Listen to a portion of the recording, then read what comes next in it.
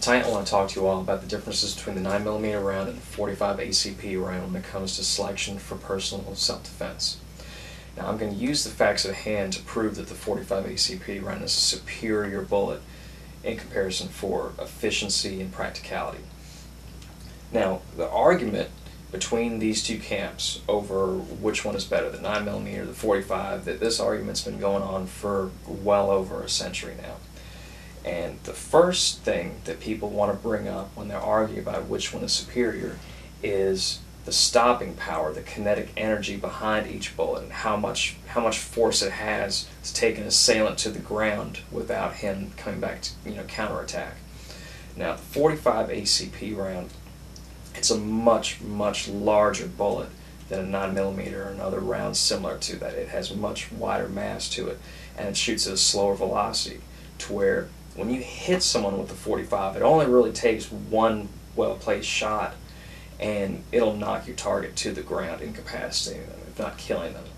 Whereas, say, a lighter round like a 9mm, that's a smaller bullet that's shooting at a higher velocity, many times, people have said that they've been attacked by someone and shot them, with a 9mm, and I mean the bullet just goes straight through, and they've had to shoot them 4 or 5 times just to take the person to the ground and make them incapacitated. Now that causes a large problem, because if someone's attacking you, whether it be in your home or in a back alley somewhere, you need to be able to finish that confrontation quickly and efficiently and not risk, endangering yourself or endangering people around you. Another argument to this is the problem of over-penetration with those rounds. Now, with a .45, you never really have to worry about over-penetration, because it's, like I said, it's such a slow bullet. It shoots around like 800 feet per second, to where it shoots such a slower velocity and such a large mass that when it enters your target, it just stops dead on and expands. So you never have to worry about it going through and through, say, a bad guy and into someone behind them. Because there's a lot of times when you're shooting a 9mm or other smaller rounds that shoot at 1,500, 1,200 feet per second. A lot of times those kind of rounds will go through and through your target, through a wall, and into an innocent bystander, or into someone that you're trying to protect, completely, defeating the purpose of what you're doing. And those can cause large problems. So that's a big factor when selecting what you want to use for self-defense.